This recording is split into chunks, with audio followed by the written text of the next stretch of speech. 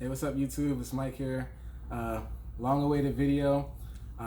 It's kind of, I'm gonna do it in the format of like a interview type of thing. I'm just gonna ask you questions, and this is my everything here.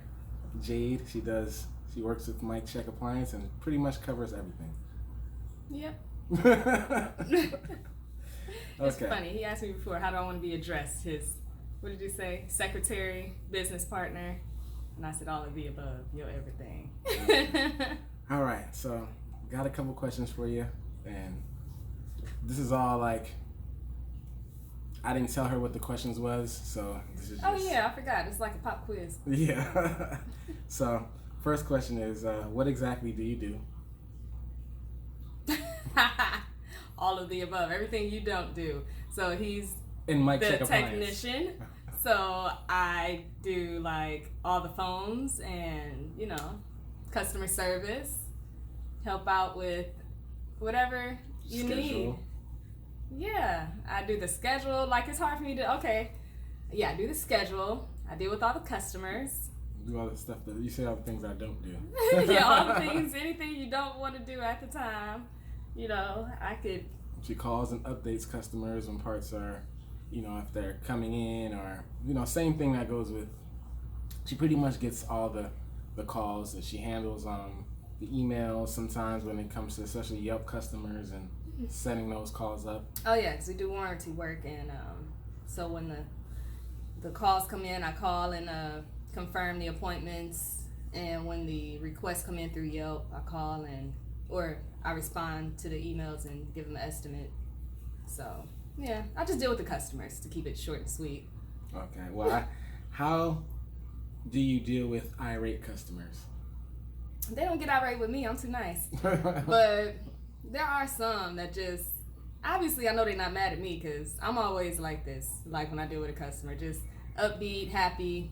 Yeah, not always like this with him, just with customers, because, you know, that call is only going to be a matter of minutes. So even if I'm in a pissed off mood, like, you know, I can fake the funk for 3 minutes. So they only see the positive side of me, or well, not see it, but hear the positive energy coming through the phone. So, you know, most people don't get irate with me. They usually, if they're mad, they're like, well, it's not you, you're nice. So, because I shut that shit down from the start. I don't like dealing with irate people, or, you know, being combative with anybody, especially, you know, my job is to make everything go smooth and easy. So if they have a problem, I let them have their problem, but I just keep it nice, and so they can't never have a problem with me.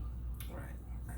And she does, like I told you guys in other videos, every time I go to people's houses, she gets nothing but good reviews. So another question is, what are key factors to your job, and if, like... Oh, wait. I just thought of something. Okay. There was a customer, or there are customers at times that are just irate, I guess, that no matter what you say, no matter how nice you are. So what I do in that case is like, well, do you want to get another company? Or, you know, I just be like, I try to step back from it, like, you know, because I didn't do anything. I know my technician didn't do anything. You know, it's like usually they call, they pissed off, I don't know, for one reason or another.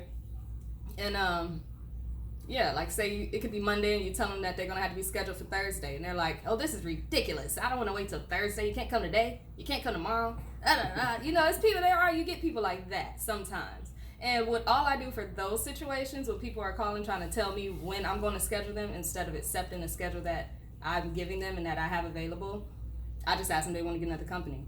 And then they'll either be like, well, maybe I'll call around, or they'll say, oh no, I'll wait till, you know, they'll just de-escalate, because I don't entertain it. I just be like, okay, well, you want to get somebody else? Just act like it doesn't faze you. And then they're like, oh, well, my ignorance isn't having any impact on her, you know what I mean? So then they'll just be like, okay, fine, whatever you say, lady. And it's not a positive interaction. It's not pleasant at all, but I don't let it move me, and it seems to go a lot smoother that way. So how often would you say because I did a video prior, and I told, you know, some guys that you're always going to get a customer, and I might tell them, you know, it might be once a month, it might be what, but how often do you think we get a customer like that? Yeah, I would say once every other month. I mean, you get people that are moody, but really, really like where I gotta be like, you want to try to get another company instead if you're just unhappy with what I'm saying, you know, is available or whatever. So, you know, that maybe happens every 3 months. I did a video every 3 months. Prior to this, actually maybe 2 videos ago, about the lady who called about the dryer and the stuff that was on the floor. You remember that call? Yeah. So I told you guys about that call. She's the one who accepted it. I mean, answered the phone and called me and let me know what the lady's problem was. And I want to tell, I guess sometimes I want to tell you guys that depending on how customers treat her, there was one customer even prior to that, and this is maybe months ago. Remember, I'm not going to say his name, but the guy we had to get rescheduled or reassigned. Right. Yeah. He called and he pretty much kind of cursed her out because of he couldn't be there from the certain time frame that we allotted for him. Oh, I remember exactly what he said to me too. I gave him a time frame. I think I told him 8 to 12, and he was like, I can't get there till 10. So just tell him to work slow. Right. I remember that, and I'm like, that call, I didn't respond. Just in my mind, I'm like, tell him to work slow. I'm like, yeah, okay. In my mind, I thought he was just playing. Like, I'm like, okay. I was like, sir, he'll call you. I'll make sure he calls you at least 30 minutes prior to arrival. We'll give you as much notice as possible so you can meet him there, you know, or make other arrangements if you can't. You know, we can reschedule you for the next day or whatever. So, right. I think he didn't answer the phone or something. He didn't end up getting service that day, right? And so when he called back, he was pissed off. I'm like, well, you weren't serious when you told me to tell him to work slow, right? Like, that wasn't really going to happen. Like, we called you, like I told you, you know, what was really going to happen. We called and said when we were on the way, and you didn't answer, so we got to get you rescheduled. And he knew we were going to be in that area earlier that morning. So. He was hot. Yeah. He cussed me out. But we pretty much got that job reassigned only because I refused to go back out there because of how he handled himself. Now, you know, we could have still went out there, completed a job, got paid for it, but I just refused because in this industry, I mean, especially if you work for a company, you know, you shouldn't have to take that, but you might have to working for a company. For me personally, I'm not going to take that from people. And it was for a washer. I'll never forget. Like, it wasn't even for a fridge that wasn't cooling and he was losing food or something. Like, you know. Right. It was a washer that he was still using, actually. It just wasn't, he couldn't use heavier loads because it was just going out of balance. But, you know. But anyway, that's, you know, we rarely have customers that are like that, especially with us. We try to excel in at least customer service because she was doing this, like I said, before I even started my own business. So she already has experience working with another company, another appliance repair company, you know. And even before that, every job I had was pretty much customer service, you know, which is with most females. We don't get our hands dirty all like that and go out and be a technician. We're more so customer service behind the desk. Right. Okay, so the question I was asking before, what are key factors to your job, and if you were to hire, what would you look for? Oh, that's a good question. Key factors to my job? Like, what are... Just to be positive, like, you know, just to make sure I interact with the customers well so they're not, you know, getting a bad vibe from the phone and like, well, I'm going to call around, you know, because that usually means I don't want to do business with you. So I always make sure it's positive and that the customer gets like a warm, welcoming feeling when they call in. And like, I talk to everybody like, say like a friend, like we know each other, you know. That's kind of, I guess, the interaction that I like to have, and I find that works best for me. And so I feel like you need that quality. You need to be able to be friendly, conversational, because a lot of these people are older that call in, especially the ones that have warranty. Not a lot of young folks buy the extended warranty. It's usually older people. In Florida, where we're at, they're filled with retired folks anyway. So most of our calls are like seniors, and they like to talk. So you just got to be willing to listen and kind of maybe control the call if you're busy or whatever. But if you have time, like, I don't mind spending an extra 3 to 5 minutes on the phone just letting a person talk to me. So just being friendly, courteous, making a person feel, you know, at ease about having a stranger come into their house, and, you know, just make sure they have good vibes. And to hire, you pretty much want someone like me. I'm ideal, you know? Someone that is freaking positive and upbeat. If you interviewing somebody and she's dry with you and just like, you know, not friendly, I'm good at reading vibes. Maybe not everybody is, but if somebody is just dry, real short, you know, kind of rude, and they might not be rude to you when you interviewing them. So if they just short and dry, you know, and you ain't got many options, then maybe you would take a chance hiring them and just kind of, micromanage maybe, you know, kind of hover around and see how they interact over the phone. You just want somebody that's a little more friendly and not short and dry when they dealing with customers or rude in any type of way. You just want somebody that's really just friendly. And I mean, it shouldn't be that hard to find, but sometimes it is. So. All right. Well, I have another question. Just as for the guys who, like I said, are hiring, looking, and usually people will ask me this question, but it might not apply to you because, you know, you're my everything. But the scheduling, because people ask me about the scheduling, or how do you work throughout the day? Do you take an hour break? Do you just work? No, because calls are so far and few in between. Like, it's not like, I used to work in a call center, so I would get a call, as soon as I hang up, another one's coming in. You know what I mean? So I'm used to answering 50 plus calls a day. So doing this, getting like 10 calls max a day, I don't need a break. I get breaks in between every call. So. All right. So it all depends, because certain companies might be moving faster. I just had a question from somebody: how do I do advertising? And I also did a video prior to about how we recently raised a service call, and I was telling them that you know, threw that idea out there and you started implementing it, and how has that been? Great.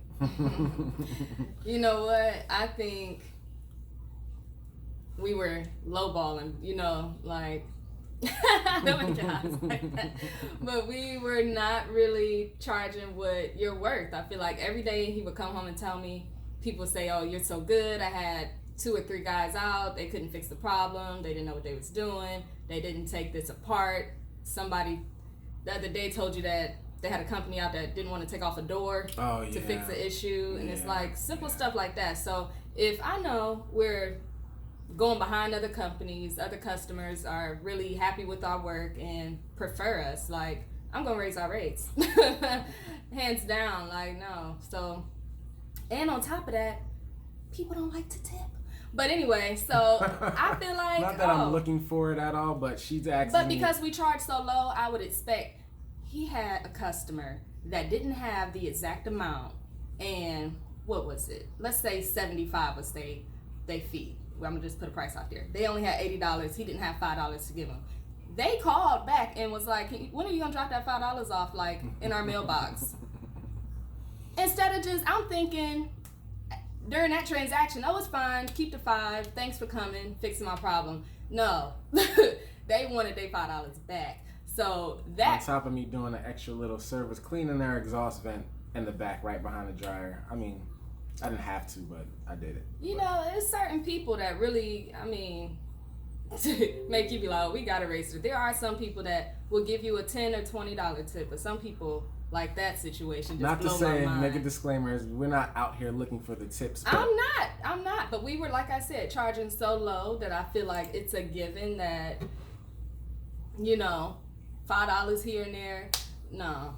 But whatever. That's I don't like it. So I was like, no, we changing our rates. We definitely are, because we do good work. You know, I'm pleasant to talk to. You get a pleasant experience from the beginning. When you call in, you get me.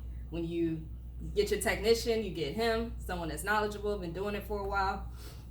Our turnaround time, you know, with the parts, he either fixes it the same day or comes back definitely within a couple days, within that week, you know, unless it's just the parts on back order. So, yeah, we're just going to charge what we're worth now. That's all. All right. So it does. Don't be afraid to, if you feel like you're not charging accordingly, you know, if you have to raise your prices, you raise your prices. I'm not saying astronomically, but, you know, 10 here, 20 there, not too crazy, you know. And I do tell people, depending on the service, that service charge, you know, covers the labor sometimes, especially if it's 15, 20 minutes. It all depends. Also, I look out for. I think I did a video too about customers who call and try to haggle the service call. So I try to tell her to kind of stay away from them type of jobs sometimes, because usually if they're haggling a service call, they're gonna haggle the part and price and the labor, everything like that. So we don't get too much of that either when people have a problem with the service call. It's just people that are on the brink of, should I get a new one? Should I just replace the machine or whatever? Or should I get it fixed? Those people are like, I just want a free diagnosis, because if it's too expensive, I don't want to fix it, and I don't want to pay you for coming out to diagnose it. I just want to kind of get free advice. Right. So, and again, that's why the rates had to go up. It's all valid. Some people, they have they'll waive the service charge if you do the repair. So, and I tell people that regardless of what you're doing, you're gonna have to pay for the service anyway, or the trip there to go. So they just include that in their labor. So instead of me saying, it's $100 labor for this job or something like that, and then your service call that you didn't or you're gonna pay goes toward that. See, that's me. This happens when we do videos.